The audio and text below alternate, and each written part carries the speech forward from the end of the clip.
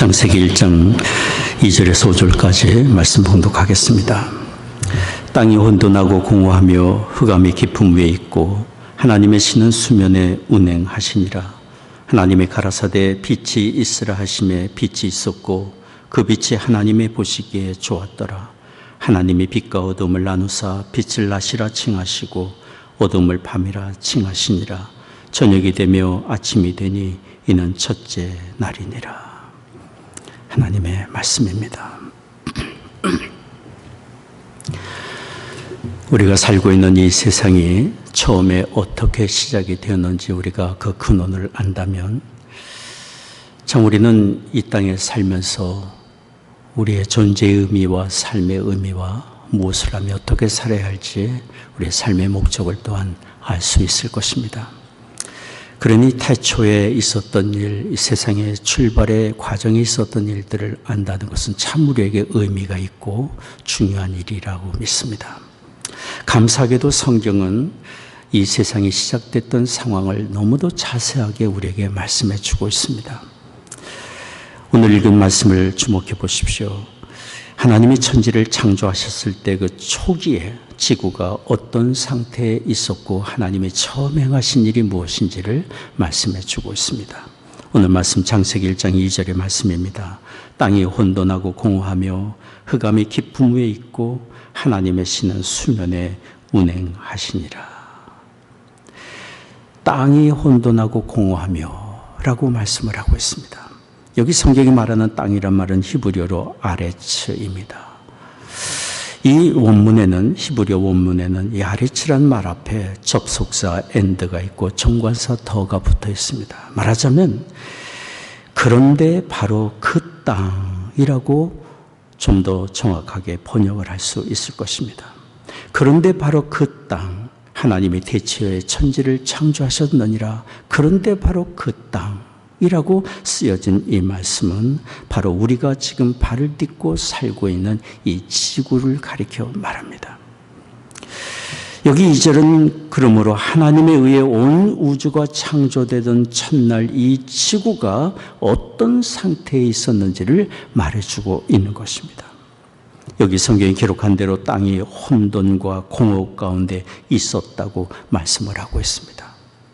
지구는 창조되었지만 아직 생명체도 존재하지 않고 어떤 특정한 형태를 지닌 것도 없이 텅 비어 있었고 아직 정리되지 아니한 무질서한 원시적인 상태에 있었음을 가리켜 말합니다.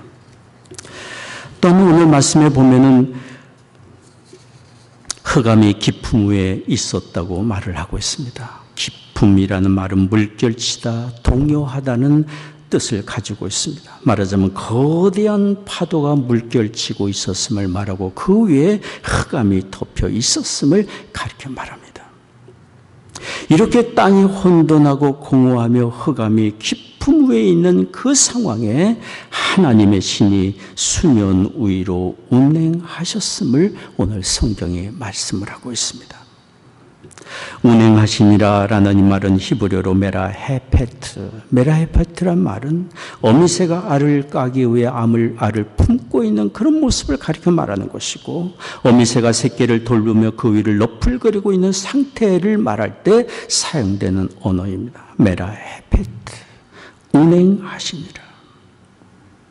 말하자면 하나님의 영이 창조의 놀라운 일을 행하시기 위해 아직 아무런 형태를 갖추지 못하고 다만 흑암에 쌓인 채 물로 덮여있는 지구를 하나님의 사랑으로 품으시고 그 위를 운행하셨음을 말씀하고 있는 것입니다. 하나님이 이처럼 하나님의 영으로 공허한 지구를 사랑으로 품으시고 하나님의 말씀으로 이 세상을 창조하신 초기의 상황을 말씀하고 있습니다.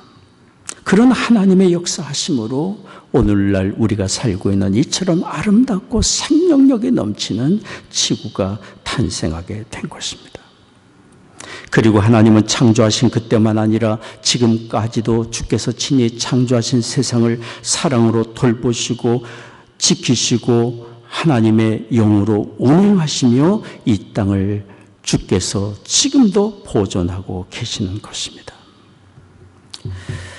자연의 아름다움과 생명력이 보존되고 있고 우리 사람이 이런 하나님의 돌보심 속에 힘입어 살고 있습니다. 욥기 12장 10절에 욥은 이렇게 고백했습니다. 생명들의 혼과 인생들의 영이 다 그의 손에 있느니라. 욥기 12장 13절도 이렇게 고백합니다. 사람의 지혜와 권능이 하나님께 있고 모략과 명철도 그에게 속하였나니. 사도행전 17장 28절도 말씀합니다. 우리가 그를 힘입어 기동하며 있느니라. 하나님의 신이 운행하시고 하나님의 신이 덮으시고 주의 영이 이 땅을 지키고 돌보심으로 이 땅의 아름다움과 생명력이 보존되고 우리 사람이 그런 하나님의 은혜로 호흡하고 기동하며 이 땅에서 살아가고 있는 것입니다. 지으신 하나님의 아름다운 세상, 지금도 창조하실 뿐만 아니라 돌보고 계시는 하나님의 아름다운 세상에서 우리가 살고 있습니다. 맵콕이라는 목사님은 천재적인 시인이기도 하셨습니다. 짧은 생을 사시다가 하나님 나라에 가셨지만 이분은 참 산보를 즐겨 하셨다고 합니다. 아침에 나가 산보를 하시고 늦은 밤에도 산마루에 올라서 하나님의 지으신 자연세계를 바라보며 하나님과 교통하는 그런 복된 시간을 즐기셨다고 합니다. 그분은 밖으로 나갈 때마다 이렇게 사람들에게 말을 했습니다. 나는 우리 하나님 아버지가 지으신 아름다운 세상을 보러 나갑니다. 그런 그분에게는 늘 하나님이 지으신 세상을 바라보며 감사가 있고 감격이 있고 기쁨이 있었습니다. 사람들이 그를 볼 때마다 저기 거룩한 기쁨의 사람이 가고 있습니다 라고 말을 할 정도였다고 합니다. 이런 백훈 목사님이 지으신 찬송가가 있습니다. 우리가 너무도 잘 아는 찬송가 78장인데 참 아름다워라라는 찬송입니다. 참 아름다워라 주님의 세계는 저 솔로몬의 옷보다 더 고운 백합화. 참 아름다워라 주님의 세계는 저 솔로몬의 옷보다 더 고운 백합화.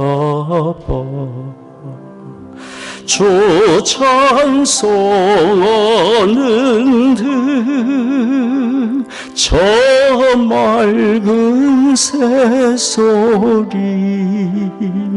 내 아버지의 지으신 그 솜씨 깊도다.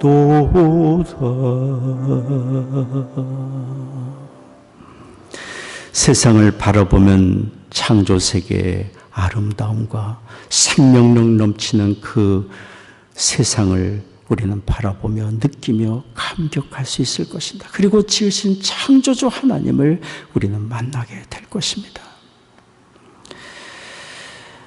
오늘 아침에는 저희가 아침 식사를 하는데 베란다에 새떼들이 몰려왔습니다. 제 차가 베란다에 화분에 심어놓은 깻잎, 씨앗을 새떼들이 먹으러 날라온 것 같아요. 7, 8마리 새떼들이 날라와서 막 씨앗들을 쪼아먹더니 푸르르 날라서 또 날아가는 그런 모습을 바라보면서 그 생동감 넘치는 자연세계, 그 아름다움, 참 짧은 시간이었지만 얼마나 마음에 감동이 되는지 모릅니다. 자연세계를 보면 그 아름다움을 우리가 만나게 되고 그 생동감 넘치는 세상을 바라보며 느낄 수 있습니다. 그리고 창조하신 그 하나님이 계심을 우리는 알고 그분을 찬양하게 하고 싶은 마음이 우리에게 들리리라 생각합니다. 하나님은 우리의 마음을 열어 창조하신 창조주 하나님을 알고 하나님을 인정하는 믿음을 가지기를 원하고 계십니다. 하나님을 부정할 때 우리의 삶은 혼돈에 빠지고 공허함과 죄악에 빠지게 됩니다. 하나님의 구원의 은혜와 상관없이 멸망의 길로 갈 수밖에 없습니다. 구약성경 에스겔서에는 자주 반복되는 말이 있습니다. 성경에 반복되는 말은 그만큼 중요하기 때문입니다. 반복되는 그 말씀은 이런 말씀입니다. 그런즉 그들이 나를 여호와인 줄 알리라. 그런즉 그들이 나를 여호와인 줄 알리라. 성경에 반복되는 이 말씀은 하나님을 떠나 우상 숭배에 빠지고 거역과 고집과 부도덕감과 불의함에 빠져 하나님보다 주변 강대국을 더 의지하는 이스라엘 백성들에게 하시는 말씀입니다. 그들의 죄악을 책망하시고 심판을 경고하며 주께서 하신 말씀입니다. 그런즉 그들인 내가 여호와인 줄 알리라. 하나님은 또한 교만하며 악을 행하는 주변 나라들을 책망하시고 심판을 경고하시면서 또한 말씀합니다. 그런즉 그들이 나를 여호와인 줄 알리라. 창조주 하나님은 지으신 세상과 우리 인생을 아끼고 사랑하십니다. 우리를 향하신 하나님의 생각은 절대로 저주가 아닙니다. 평안과 형통의 길로 인도하시는 것입니다. 그래서 하나님은 잘못된 길을 가고 어리석음에 빠져있고 어둠에 빠져있는 우리의 심령을 깨우쳐서 창조주 하나님을 알고 하나님을 인정하는 믿음을 갖도록 돕고 계시는 것입니다. 성경이 말하는 믿음은 하나님께로 돌아오는 것입니다. 하나님께로 돌아오는 것입니다. 성경이 요구하는 믿음은 어떤 낯선 누군가를 인정하고 믿으라고 하는 것이 아닙니다. 본래 믿어야 되고 본래 우리가 있어야 될 하나님의 품으로 돌아오는 것을 믿음이라고 말씀하고 있는 것입니다. 그래서 성경은 우리를 하나님께로 돌아오라고 말씀하고 있는 것 아닙니까? 우리 삶의 참된 평안과 안식을 어디서 얻을 수 있겠습니까? 본래 있어야 될 자리 하나님 품으로 돌아갈 때, 하나님을 인정하는 믿음을 가지고 주님 품으로 돌아갈 때 우리는 참된 평안과 안식을 얻을 수 있습니다. 지금 우리는 팬데믹으로 혼란과 불안과 어둠의 때를 살아가고 있습니다. 지금 이때 우리에게 필요한 것은 우리를 지으시고 돌보시는 창조주 하나님을 인정하는 믿음을 갖는 것입니다. 하나님 앞에 우리 자신을 겸비케 하고 하나님께로 돌아가는 것이 우리에게 절대적으로 필요합니다. 우리가 겸손하게 하나님을 찾고 하나님께로 돌아갈 때 긍휼하신 하나님 우리를 절대로 외면하지 아니하시고 우리를 받아주시리라 믿습니다. 에레미야가 3장 22, 23절에 말씀합니다. 여호와의 자비와 긍휼이 무궁하심으로 우리가 진멸되지 아니함이니이다. 이것이 아침마다 새로우니 주의 성실이 크도소이다. 에레미야가 3장 25절도 말씀합니다. 무릇 기다리는 자에게나 구하는 영혼에게 여호와께서 선을 베푸시는도다. 지금 우리가 하나님 아버지를 인정하고 겸손히 하나님의 도우심을 구한다면 아무리 상황이 어렵고 암담한 상황이라 할지라도 우리에게는 소망이 있습니다. 창조주 하나님이 지금도 우리와 이 세상을 긍휼과 자비로 품으시고 돌보시며 우리를 선한 길로 인도해 주실 것이기 때문입니다. 오늘 성경 말씀을 계속 보십시오. 하나님이 천지를 창조하실 때 사랑으로 세상을 품으신 그 하나님께서 첫째 날 제일 먼저 창조하신 것은 빛이 있으라라는 것이었습니다. 창세기 1장 3절 말씀입니다. 하나님이 가라사대 빛이 있으라 하심에 빛이 있었고, 빛이 있으라 하심에 빛이 있었고, 하나님은 이 빛으로 지구를 덮고 있는 깊은 어둠이 물러가게 하셨습니다. 그런데 첫째 날 하나님이 창조하신 이 빛은 추상적인 개념의 빛이 아닙니다. 구체적이고 실제적인 빛입니다. 에너지의 발산으로 인하여 빛을 발하는 구체적인 발광체를 있으라 하셨고 있게 된 것입니다. 그리고 첫째 날 창조하신 이 빛은 창조의 날 넷째 날 창조하신 태양과는 다른 것입니다.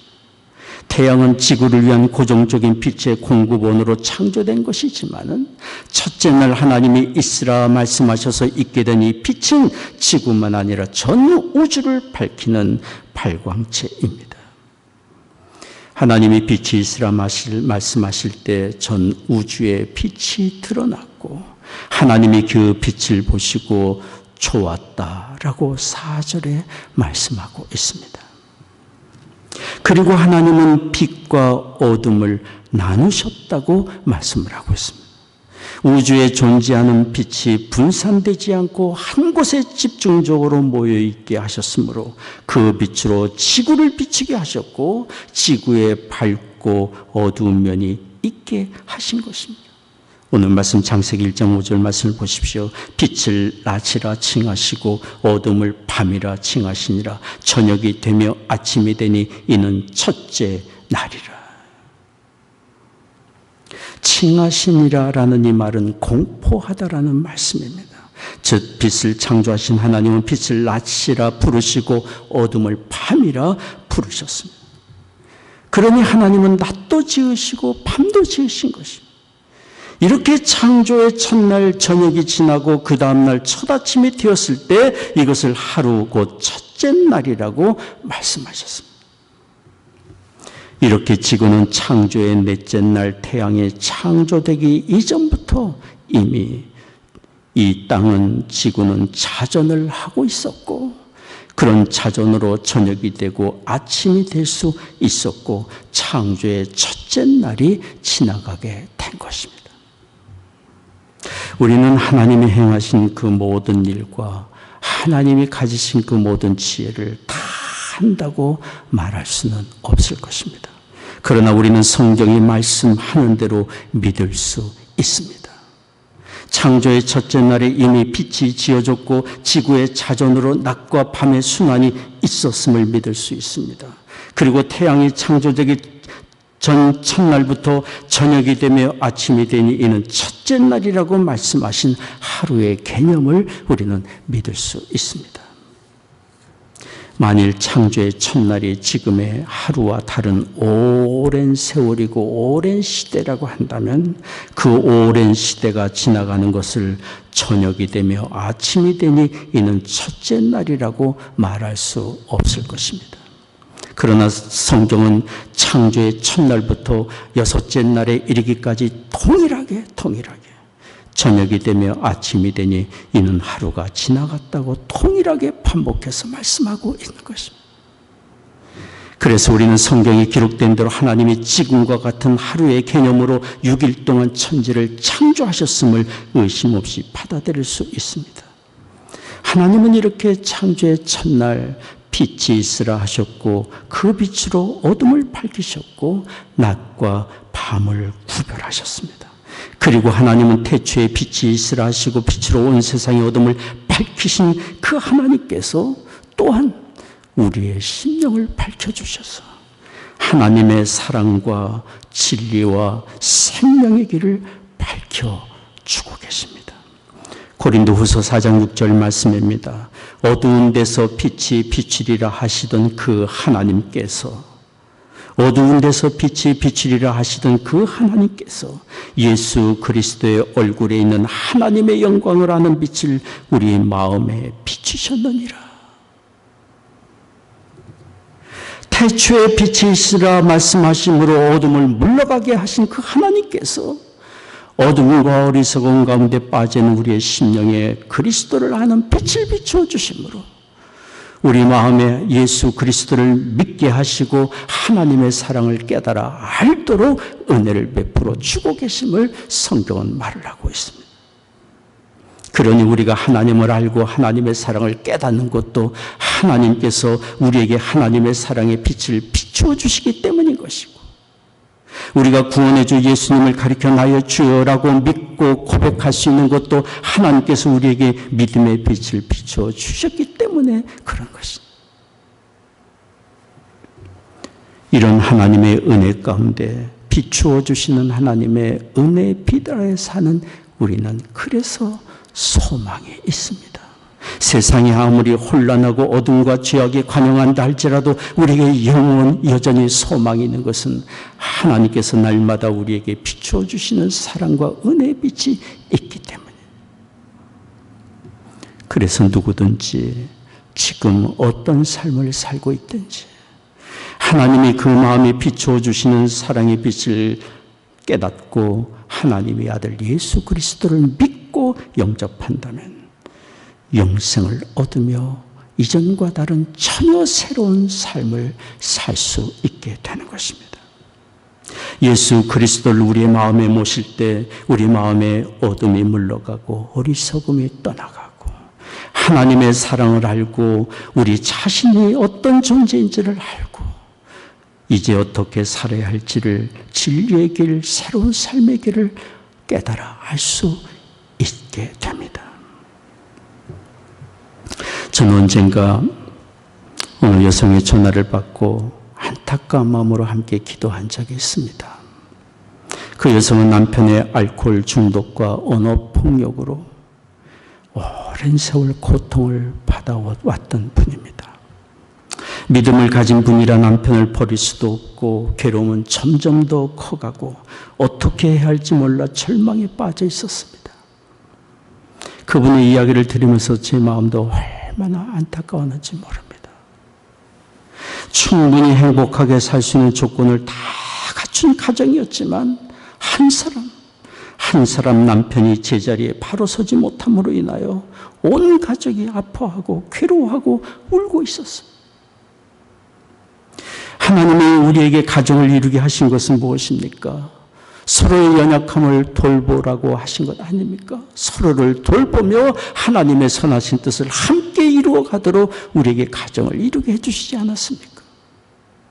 아내는 남편을 주님 대하듯 존중하고 격려하고 돕고 남편은 우리 주님이 교회를 위해 자기 몸을 내어주신 것처럼 아내와 가족을 사랑하고 헌신적으로 보살피는 것이 하나님께서 뜻하신 가정의 과업 아닙니까? 그러나 우리는 이기심과 어리석음으로 참된 사랑을 실천하지 못하고 행복할 수 있는 많은 조건을 가지고 있음에도 불구하고 아픔과 상처들을 만들며 살아가고 있는 것이 우리의 모습 아닙니까? 저는 그 자매님의 이야기를 들으면서 우리에게 사랑의 지혜가 조금만 더 있다면, 우리에게 사랑에 대한 헌신의 마음이 조금만 더 있다면, 사랑의 열심에 대하여 조금만 더 우리의 열정이 있다면 이렇게 아파하지 않아도 될 테 한다는 생각이 들면서 얼마나 안타까웠는지 모릅니다. 저는 그분과 대화를 마무리하면서 한 가지 희망적인 대화를 나누었습니다. 그것은 아내가 그 남편을 변화시키지 못하고 다른 무엇으로 그 남편을 변화시킬 수 없을지라도 그 남편을 변화시킬 수 있는 한 분이 계심에 대하여 이야기를 나누었기 때문입니다. 바로 그분은 예수 그리스도임을 말씀했습니다.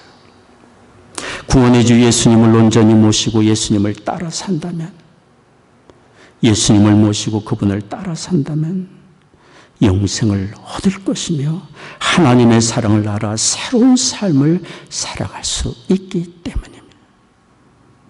예수 그리스도의 사랑과 그분의 말씀 안에서 자신에게 허락해 주신 가족이 얼마나 귀중한 선물인지 깨달아 할 것이며, 또한 주님이 자기를 사랑하신 것처럼 어떻게 다른 사람을 사랑해야 할지 사랑의 지혜와 열심을 또한 얻을 수 있기 때문입니다. 저는 그래서 그분과 대화를 나누며 이렇게 고민했습니다. 미움과 원망의 감정으로 남편과 다투기보다 남편으로 하여금 예수님을 온전히 믿고 주님을 따라 사는 사람이 되도록 격려해주고 그런 믿음을 얻기까지 기도해 준 것이 최선의 길이 아닌가 이야기를 나누었습니다. 예수님을 모신 사람이 분명히 생명의 빛을 얻고 주님 안에서 새로운 삶의 빛을 얻을 수 있음을 믿기 때문에 요한복음 8장 18, 12절에 말씀합니다. 요한복음 8장 12절 말씀입니다. 예수께서 일러 가라사대 나는 세상의 빛이니 나를 따르는 자는 어둠에 다니지 아니하고 생명의 빛을 얻으리라. 나는 세상의 빛이니 나를 따르는 자는 어둠에 다니지 아니하고 생명의 빛을 얻으리라.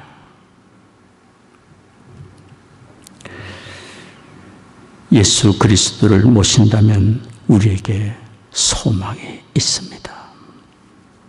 태초에 어둠의 빛이 빛이라 하시던 하나님께서 지금도 그의 아들 예수 그리스도를 통해 우리 안에 진리와 생명의 빛을 비추어 주시고 의롭고 형통한 길을 비추어 주어 그 길을 가게 하십니다.